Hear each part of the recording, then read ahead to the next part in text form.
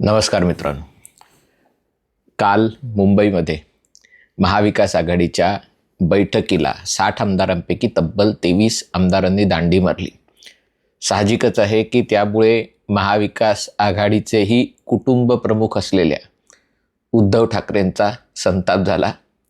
कारण कुटुंब प्रमुख जरी उद्धव ठाकरे असले तरी महाविकास आघाडीचे कर्ते धर्ते, संस्थापक, प्रेरणास्थान, आशास्थान सगळं काही असलेले आदरणीय शरदचंद्र पवारजी आणि राष्ट्रवादी काँग्रेसचे जयंत पाटील दोघेही या बैठकीला अनुपस्थित होते.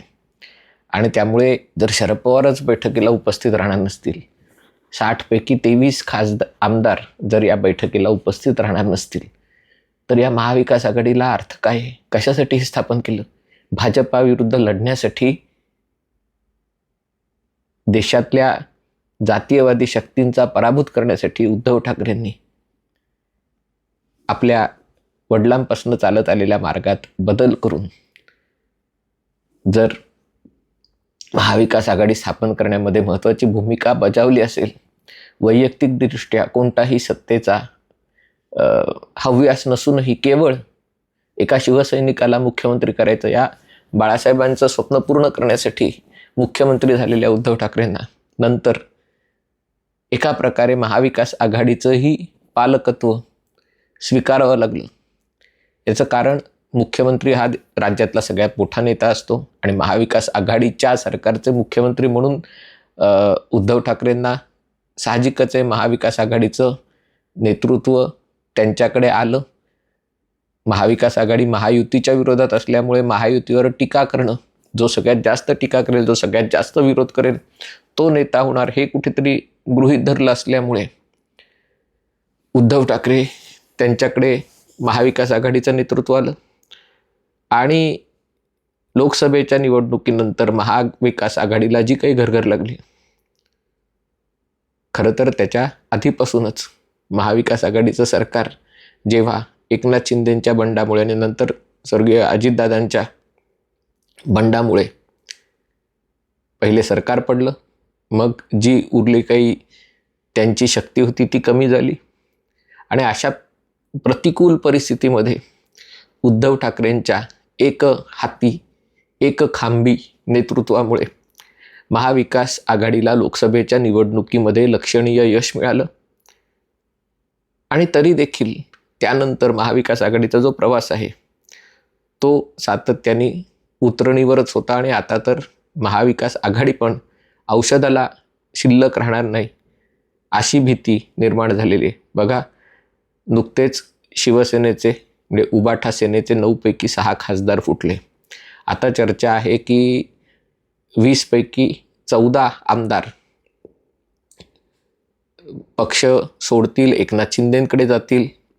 आणि अशा परिस्थितीमध्ये ही महाविकास आघाडीची बैठक बोलावलेली आहे की अभी तक जिंदा है, अभी तक लढ रहा है, हे दाखवून द्यायला की जरी तुम्ही भाजपाबरोबर गेलात, जरी सगळेच्या सगळे, ज्यांना जायचंय त्यांना जाईल, ज्यांना राहायचंय ते राहतील, उडतील ते कावळे, राहतील ते मावळे. आणि हे मावळे मिळून भाजपाच्या मुघल सैन्याशी, औरंगजेबाच्या, अफजल खानाच्या, काय ते बदलत असतं सर्व वेळेला, त्यांच्याशी आमचा हा संघर्ष सुरू राहील. महाराष्ट्रावर गुजरात यांचं सरकार, अमित शहा आणि नरेंद्र मोदींचं सरकार येऊ देणार नाही. महाराष्ट्र अदानी अंबानींच्या विळख्यातनं मुक्त करू वगैरे आवेश नाही. तर कोणाचा आवेश कोणी बोलू शकत नाही. पण तरी देखील 23 आमदार अनुपस्थित राहतात आणि त्याच्यात शरद पवार अनुपस्थित राहतात, जयंत पाटील अनुपस्थित राहतात. शरद पवारांचं समजू शकतो, एकुलती एक मुलगी आणि त्या एकुलती एक मुलीची एकुलती एक मुलगी, तिचं लग्न तर शाही विवाह सोहळा होणारच, भले का होईना ते संघ स्वयंसेवकांच्या घरात आपल्या नातीचं लग्न होत असलं तरी शरद पवारांनी काही शाहू फुले आंबेडकरांची विचारधारा सोडलेली नाही आहे. आणि त्यामुळे शरद पवारांचं समजू शकतो की ते त्या वैयक्तिक कारणामुळे बैठकीला येऊ शकले नाहीत. पण जर 23 आमदारही अनुपस्थित राहत असतील तर मग महाविकास आघाडीच्या अस्तित्वापुढे गंभीर प्रश्न आहे. पण मग प्रश्न निर्माण होतो की जर महाविकास आघाडी हेलकावे खात असतील तर त्याला नक्की जबाबदारी कोणाची जबाबदारी आहे?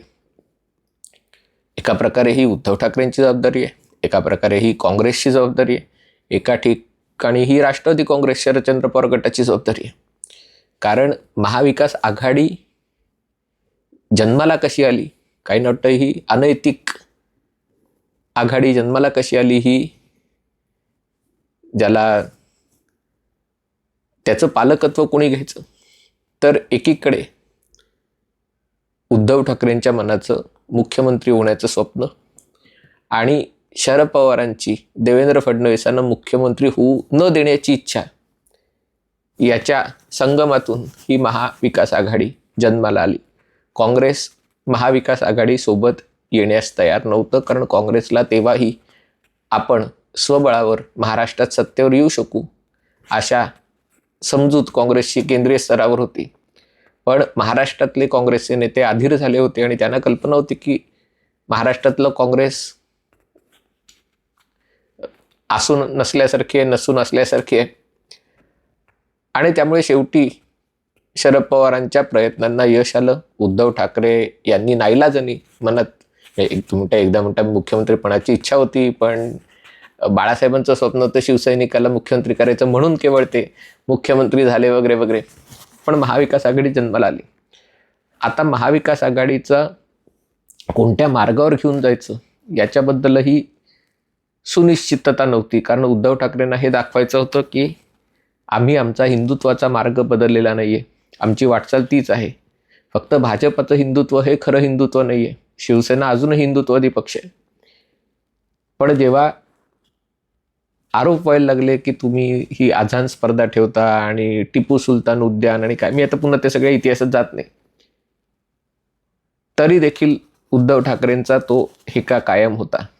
पण पुढे एकनाथ शिंदेंचं बंड झालं आणि बंडाचं कारणच हे होतं की 40 आमदारांना त्यांच्याच पक्षातल्या वाटत होतं की तुम्ही विचारधारा सोडलेली आहे, विचारधारा सोडलेली आहे म्हणून बंड झालं. आणि त्यानंतर जी गोष्ट सगळ्यांना माहिती होती ती खुलेआम करण्यास सुरुवात झाली. त्याच्यामध्ये काही पडदा आडकाठी राहण्याची गरज निर्माण नाही झाली.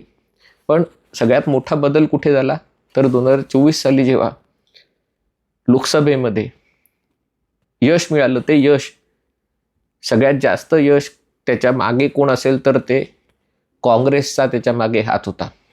पण सगळ्यात जास्त फायदा झाला तो काँग्रेसचाही झाला, पण शिवसेनेचा, उभाठा सेनेचा फायदा झाला.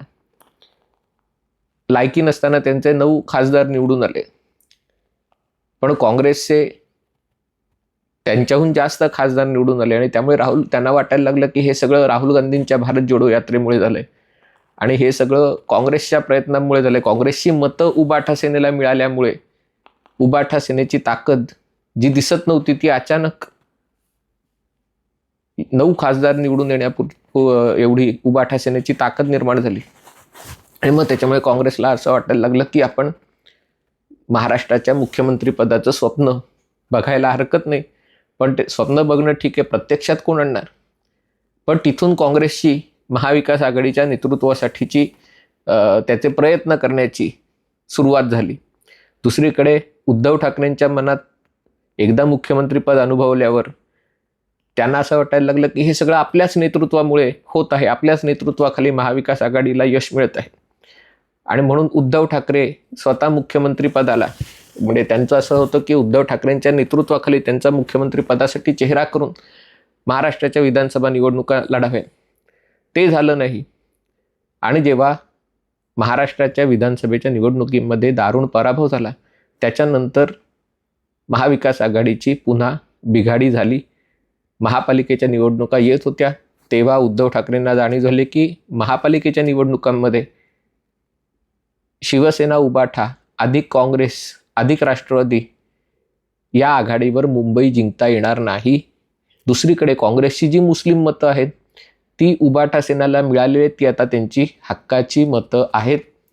आणि त्यामुळे जर आता निर्णायकरित्या मुंबई महापालिकेवर, बाकी उभाठा सेनेला मुंबईच्या बाहेर काही जग माहिती नाही, परवाही नाही, जर जिंकायचं असेल तर त्याच्यामध्ये मनसे पाहिजे. आणि मग म्हणून सगळे 2 भाऊ एकत्र येणं, मराठी माणसांनी एकत्र येणं, गुजरात यांच्या तावडीतनं मुंबईला सोडवणं, मुंबई हळूहळू गुजरातच्या दिशेने जाते ती रोखणं, हे सगळं सुरू झालं.